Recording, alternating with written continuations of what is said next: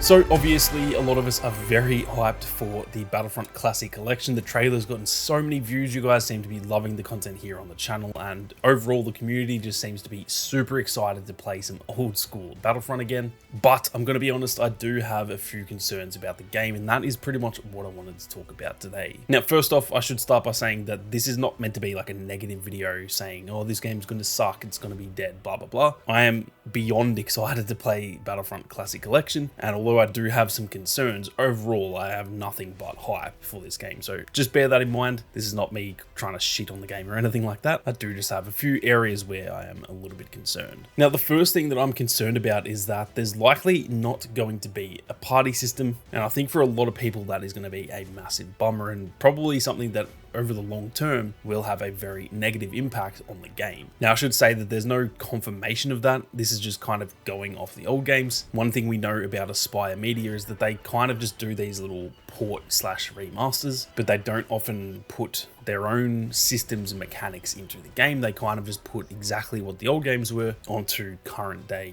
consoles and PC and stuff like that. So that is not confirmed at all, but just going off previous works that they've done, I don't suspect they're going to be implementing a party system and all that kind of thing. That is just not generally what they tend to do. And yeah, going off the old games, at least from what I can remember, there was definitely no way to squad up with your friends, not in online play anyway.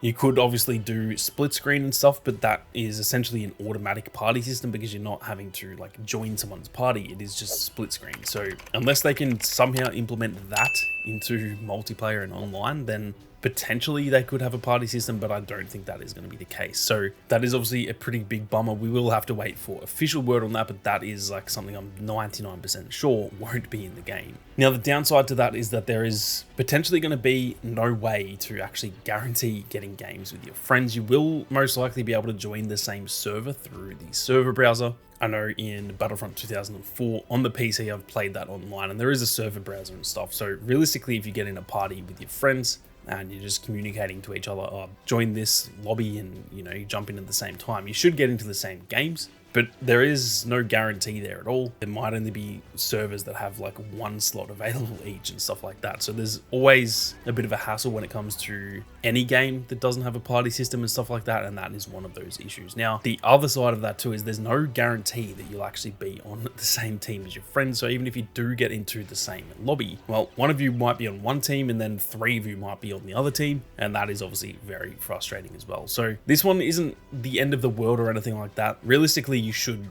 without fail, be able to get into the same games. It might just be a little bit of a hassle. And like I said, although it's not the end of the world, anything that is a hassle in a multiplayer game is never a good thing, to say the least. Now, just quickly before we get on to the next point, I wanted to announce that I've actually launched a Just Like the Simulations merch design. As you can see, it is available in both a hoodie and a t-shirt, and this is currently live through my merch store. The link is down in the description if you guys want to go and check that out. I'm not saying this as a sales tactic or anything, but this won't be around for very long, just simply because I do not want Mickey Mouse to come chasing after me, and that is all I'm going to say there. So yeah, if you do want to get your hands on it, be sure to get on it soon, because I will probably be taking this down within the next 3 to 4 weeks or something like that. So be sure to go and check it out. Now, on top of that, I will eventually be doing a giveaway of this as well, and that will be done through the Patreon. So if you guys are interested, be sure to check out the Patreon. There is actually a free tier to that, so you don't have to pay anything and you can get free entry into a giveaway, and all the details will be over there on the Patreon. So be sure to go and check both of those out. But with that being said, let's get stuck back into the video. Now, the next concern I have is to do with crossplay, and this is the fact that there seemingly is no crossplay for the Battlefront Classic Collection. Now, I've seen a lot of people pretty happy about this in my own comment section and just online in general. I do completely understand that some people see this as a positive, and don't get me wrong, I do see that side of it, but for me this is an absolute negative. Now, in terms of the positives, the main positive is that if you're on a console, you can pretty much avoid hackers on PC. These days it is pretty rare that people have,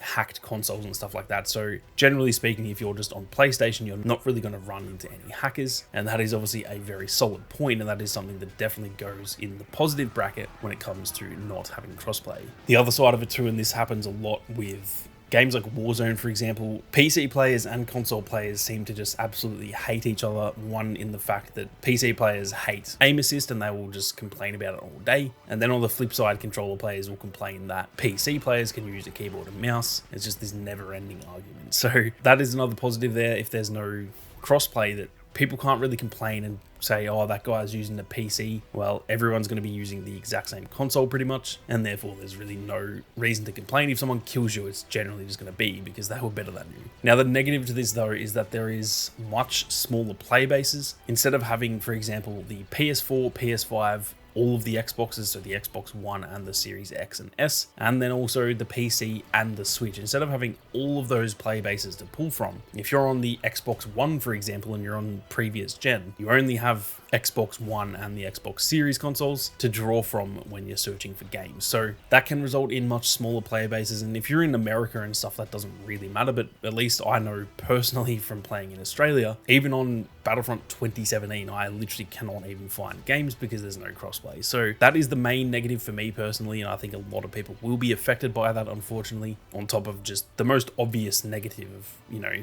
if you're on PlayStation and you've got an Xbox friend, you unfortunately just can't play with those friends either. Now, my last concern, and this one is a little bit trivial, but I thought I would just throw it in here at the end as well. This is the lack of any sort of like live service or updates or anything like that, and this could unfortunately see the game dead almost instantly after it launches. Now, this isn't really a complaint because I don't expect them to just come out and release the classic collection and then release like seasons and battle passes and stuff. I'm not that stupid. I'm fairly stupid, but I'm not that stupid. The reason I'm kind of concerned about this is that I am a little bit concerned people's attention spans these days, myself included. We all kind of just get bored of things quicker. Our attention spans have definitely been shot to hell by things like TikTok and all that kind of thing. So the fact there's nothing to like look forward to, there's no new maps on the way and stuff like that, I think people will kind of get bored of the game pretty quickly, on top of the fact that it's a game from 2004 and 2005. So it is very like limited. There's obviously lots of content, but the general premise of the game is a kind of limited, very bare bones type of game. So that does have me concerned that within like 2 weeks, I do think the game could unfortunately just die off pretty quickly. I'm sure there'll still be plenty of players who stick around for a while, but I can see like 70 to 80% of the player base pretty much dropping off within like 2 weeks. And that is obviously a big negative for anyone who wants to play this for months, if not